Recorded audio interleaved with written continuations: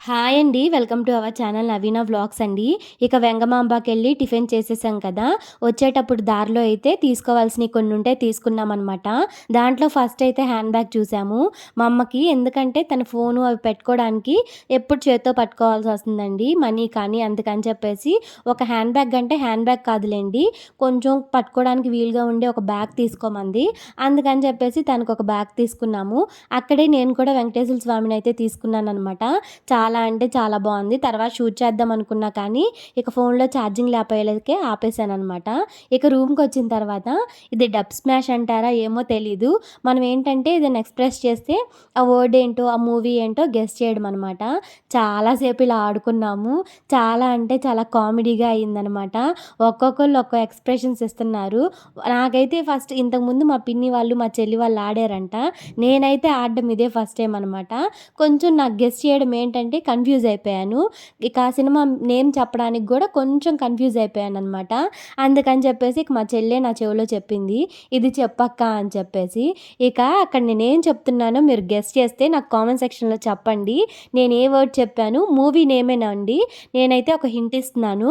నేనైతే మీకు ఎక్స్‌ప్రెస్ చేసింది ఒక మూవీ నేమేననమాట. మీరెవరైనా గెస్ చేస్తే నాకు కామెంట్ సెక్షన్‌లో మెన్షన్ చేయండి. నేను ఎవరి వైపు చూపిచ్చాను గోడ వైపు అంటే వెంకటేశ్వర స్వామి వైపు అయితే చూపిచ్చానండి. అక్కడ పటం ఉందనమాట. సో, ఇప్పుడైతే గెస్ చేసి చెప్పేసేయండి. ఇక్కడైతే ఇక మా పిన్ని వాళ్ళు, మా చెల్లి వాళ్ళు అందరూ ప్రతి ఒక్కళ్ళు ఒక్కొక్క వర్డ్ గానీ, ఒక సినిమా కానీ ఇలా ఎక్స్‌ప్రెస్ చేశారనమాట. ఇక ప్రతి ఒక్కటి గెస్ చేసిన తర్వాత కిందకొచ్చేసాము రూమ్‌లో నుంచి. ఇక్కడేంటంటే మ్యాంగోస్ ఉన్నాయండి. ఇంకా మా చెల్లికి కానీ, మా బాబాయ్ వాళ్ళకి కానీ, మా వారికి కానీ అసలు మ్యాంగోస్ అంటే చాలా ఇష్టమనమాట. అందుకని చెప్పేసి ఇక ఆగేసి మ్యాంగోస్ అయితే తీసుకున్నాము.